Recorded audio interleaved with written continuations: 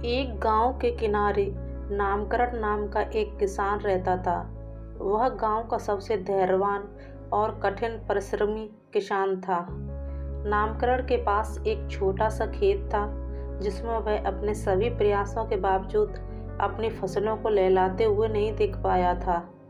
एक शाम जब वह उदास मन से अपने सूखे खेतों को देख रहा था, तभी एक रहस्यमय साधु उसके खेत के पास से गुजरा।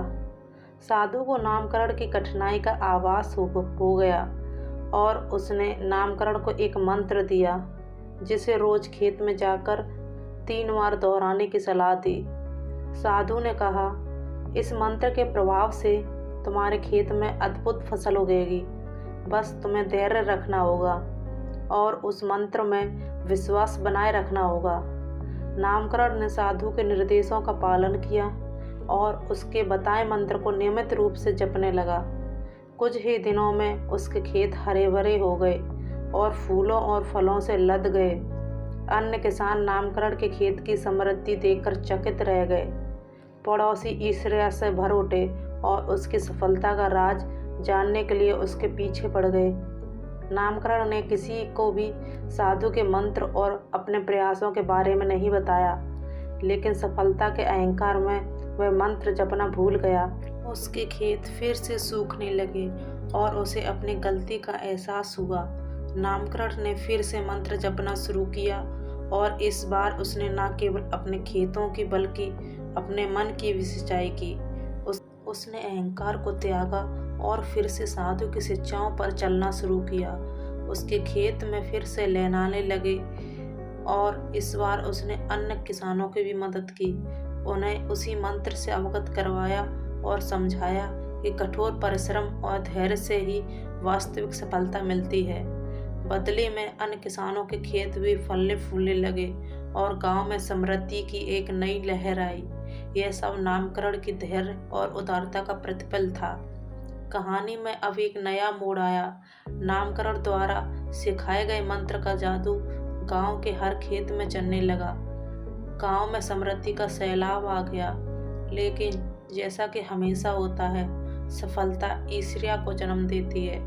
आस पड़ोस के गांव के लोग जब इस गांव की समृद्धि की चर्चा सुनने लगे, उन्हें लगने लगा कि शायद यह गांव कुछ जादू टोने से इतना समृद्ध हो रहा है। ऐसे में एक लोभी साहूकार जिसका नाम लोभधन था, उस गांव में आया और नामकरण से मिलकर उस मंत्र के विषय में जानने की कोशिश की।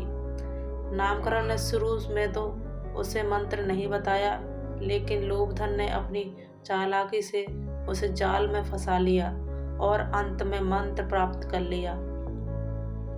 लोभधन ने उस मंत्र का उपयोग अपने लाभ के लिए किया और अपने गांव में लौटकर उसे सबको बेचना शुरू कर दिया। अपने गांव के लोगों ने बिना सोचे समझे उस मंत्र को खरीदा और अपने खेत में उपयोग किया, लेकिन किसी के खेत में बदलाव नहीं आया। असल में साहूकार ने मंत्र को गलत तरीके से प्रयोग किया था, जिसके चलते उसके गांव में न केवल फसलों में इजाफा न हो सका और न बल्कि समस्याएं भी बढ़ने लगी।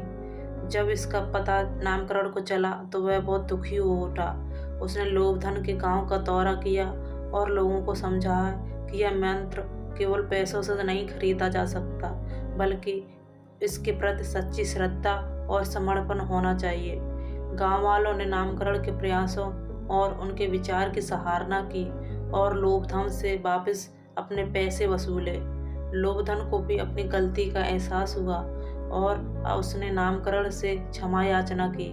अंत में नामकरण ने गांव के लोगों को सिखाया कि कड़ी मेहनत और ईमानदारी, धैर्य के साथ किया गया कर्म ही सफलता दिला सकता है और मंत्रों का जादू उनकी श्रद्धा से होता है। इस तरह 2 गांव एक साथ फिर से समृद्ध और खुशहाल हो गए। नामकरण का नाम सभी गांव में प्रसिद्ध हो गया और उसे एक सम्मानित व्यक्ति के रूप में पूजा जाने लगा। स्टोरी अच्छी लगी हो तो लाइक करें, शेयर करें, सब्सक्राइब करें।